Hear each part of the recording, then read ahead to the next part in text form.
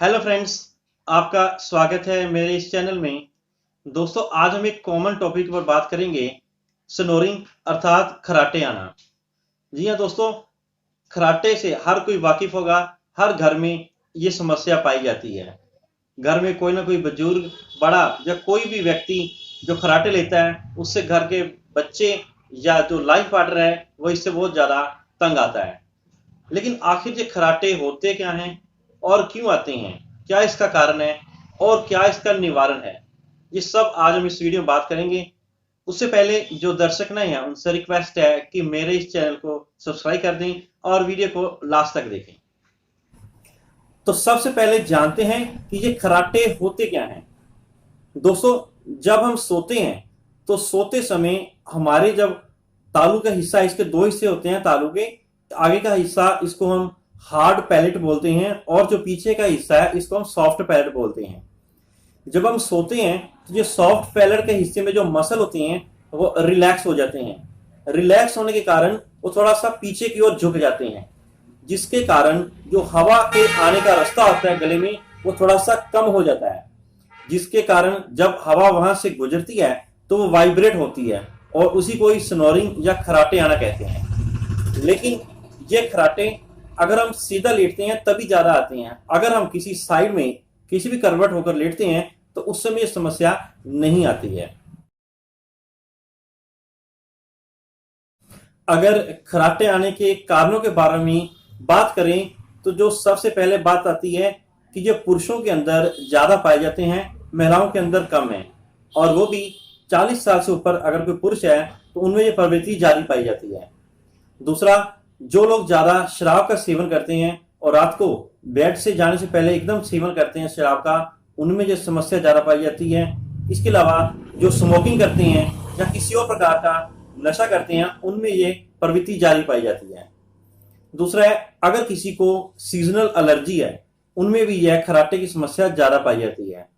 और एक बात जो कॉमन आई है कि जिस किसी को भी नाक से संबंधित कोई भी बीमारी है, जैसे नाक का जो बीच में सेप्टम है अगर वो टेढ़ा हो जाए, डिविएटेड सेप्टम बोलते हैं उसमें, या नाक में जो पॉलिप्स हैं यानी नाक की जो हड्डी बढ़ जाती है या नाक के बीच में जो मांस होता है वो बढ़ जाए, तो उस चलो अब बात करते हैं कि अगर मान लो किसी को खराटे आते हैं तो इससे नुकसान क्या हो रहा है।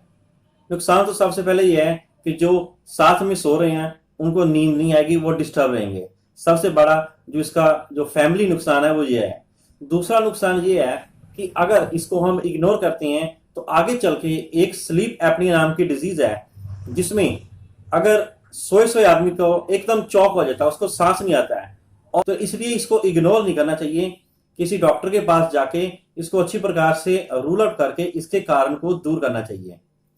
दोस्तों, यहाँ पर मैं कुछ एक स्लीप एपनिया के बारे में बताना चाहूंगा कि कई लोगों को लगता है कि जब वो सोते हैं तो उनका सांस रुक रहा है, तो ये स्लीप एपनिया की पहली निशानी है।